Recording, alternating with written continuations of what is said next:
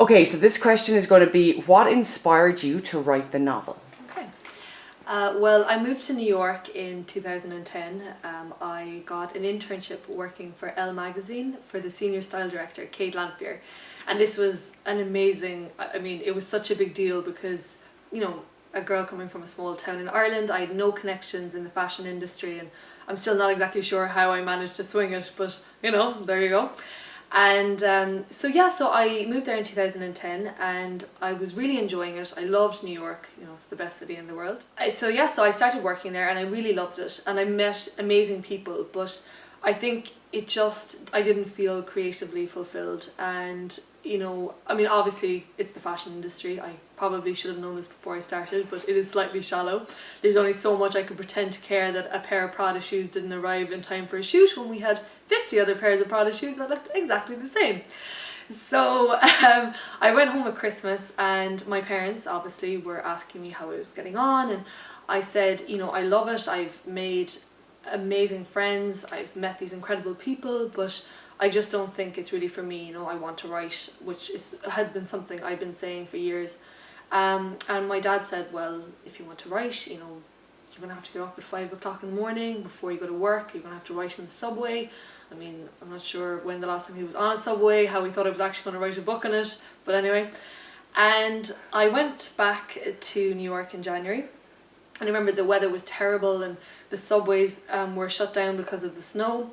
And so I was waiting on my subway to go to work, and I went to a Starbucks, where all dreams begin, obviously.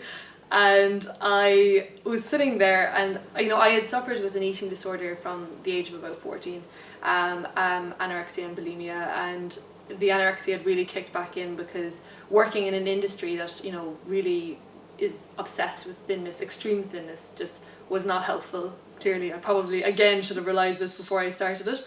And I was very thin and very cold and very hungry, and I know I sound like a character from a Dickens novel right now, but anyway, in Starbucks and drinking my green tea, and there was this girl sitting next to me and she was eating a muffin, and I really felt, I was like, I would love a muffin. And I said, no, I can't have a muffin, you know, you can't have a muffin because if you eat a muffin, you know, you're going to put on weight and it's just going to be terrible. And then all of a sudden this image that's flashed in my mind, it was of this girl, and she was in a classroom and she was wearing, she was in her underwear, and there was this woman next to her in a nun's habit, and she had a bald head, and she was drawing like red circles around this girl. And I think it was, you know, that sort of like Heat magazine, you know, like the circle of shame.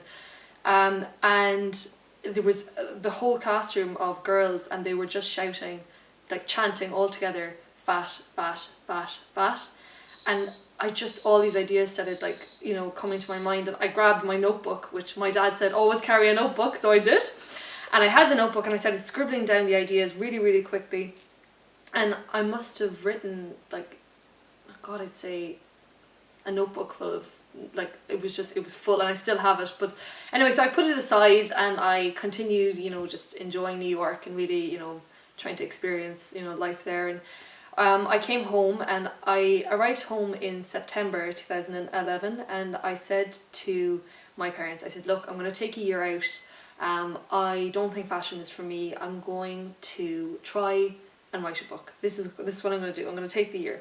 So they said, that's fine. They were really supportive. And so September went, and October went, and November went, and December went, and January went. And then in February, for my birthday, I wasn't sure what they were going to get me. They said it's a big surprise, and I was really excited. And so I opened it up on the morning of my birthday, and it was a laptop, and Microsoft Word was installed. And all I could think was, oh God, they thought I was really serious. I'm actually going to have to write this book now. So I started writing 2 weeks later. And it's funny because I said to myself that I would give myself a year.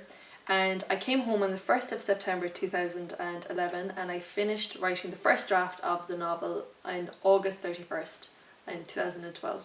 So yeah, there we go.